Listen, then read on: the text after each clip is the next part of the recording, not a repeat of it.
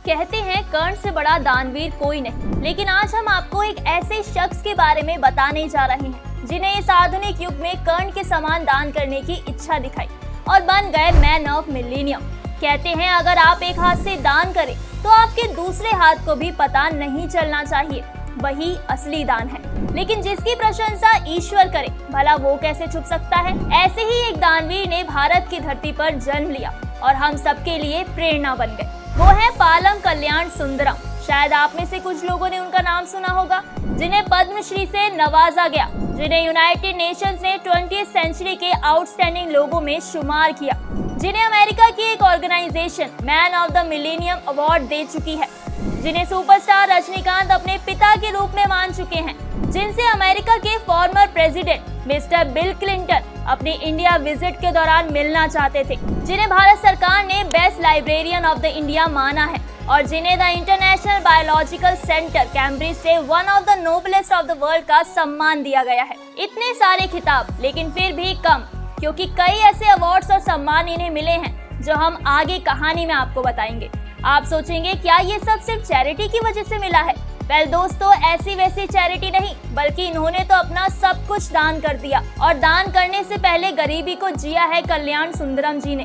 कल्याण सुंदरम जी पेशे से एक लाइब्रेरियन थे, जिन्होंने लाइब्रेरियन साइंस की पढ़ाई की और 35 साल तक लाइब्रेरियन के रूप में काम किया। इस पूरी जर्नी में उन्होंने अपनी सैलरी का 10%, 20% या 50% नहीं, बल्कि 100% यानी पूरी सैलरी ही हर बार दान कर दी।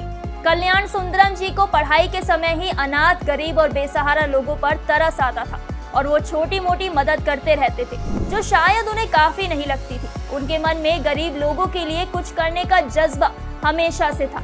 इसलिए तो इंडो चाइना वॉर के दौरान नेहरू जी के डिफेंस फंड में दान करने के अनुरोध को कल्याण सुंदरम जी ने इस तरह लिया कि अपनी गोल्ड की चेन उठाई और डिफेंस फंड में दान कर दी, जिसके लिए उन्हें तमिलनाडु के मुख्यमंत्री ने मे डे पर 1963 में सम्मानित भी किया था।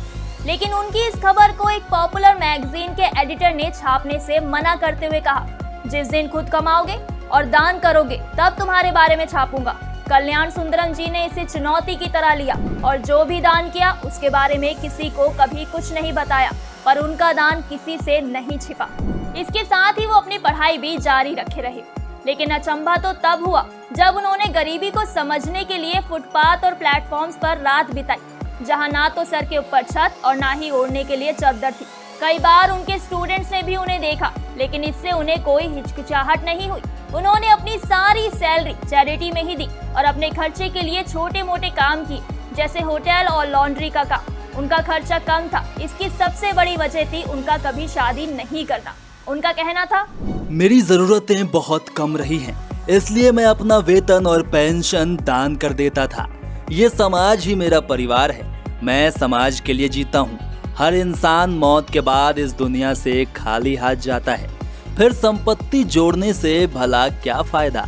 समाज और गरीबों के लिए ऐसा जुनूनी शायद ही आपने किसी को देखा होगा। उनके इस जुनून ने उन्हें दुनिया भर में प्रसिद्ध कर दिया। लास्ट उनकी ही लाइंस के साथ हम इस वीडियो को समाप्त करेंगे। इस दुनिया में हर इंसान मृत्यु के बाद खाली हाथ जाता है, फिर संपत्ति जोड़ने की होड़ कैसी। दूसरों के लिए जियो, बड़ा सुकून मिलेगा। Kalyan Sundaram ji is the best real youth of India.